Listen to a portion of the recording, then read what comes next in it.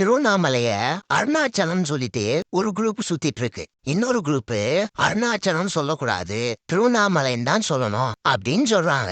இதுல யார் சொல்றது கரெக்ட்? அந்த ஊரு பேரு திருவண்ணாமலையா இல்ல அருணாச்சலமா? இததான் நாம கண்டுபிடிச்சு சொல்ல போறோம். சங்க காலத்துல இந்த ஊரை அண்ணாமலை இல்ல அருணாச்சலம் தான் சொல்லுவாங்க. அப்புறம் சோழர்கள் காலத்துல தான் கோயில் முழுசா கட்டப்பட்டு திருவண்ணாமலைன்னு பேர் வச்சாங்களாம். அதனாலதான் இப்ப வரைக்கும் அந்த ஊரை திருவண்ணாமலை அப்படின்னு சொல்றாங்க. சோ இதுல இருந்து நமக்கு என்ன புரியுதுன்னா, அருணாச்சலம், அண்ணாமலை, திருவண்ணாமலை இந்த 3 பேருமே ஒரு ஊரு பேரு தான். ஆனா அபிஷியலி திருவண்ணாமலை தான் அந்த ஊருக்கு பேரு. அத யாராலும் மாத்தவும் முடியாது, யாரும் மாத்தவும் கூடாது. அதுக்குன்னு அருணாச்சலம் சொல்லக்கூடாது, அண்ணாமலைன்னு சொல்லக்கூடாது அப்படின்னு சொல்றதும் தப்புதான். ஏன்னா இந்த 3 பேரையும் நாம வைக்கல, நம்மளோட முன்னோர்கள் சங்க கால தமிழர்கள் வச்சது. இதுதான் என்னோட கருத்து. உங்களோட கருத்து என்னவோ அதை கமெண்ட்ல சொல்லுங்க.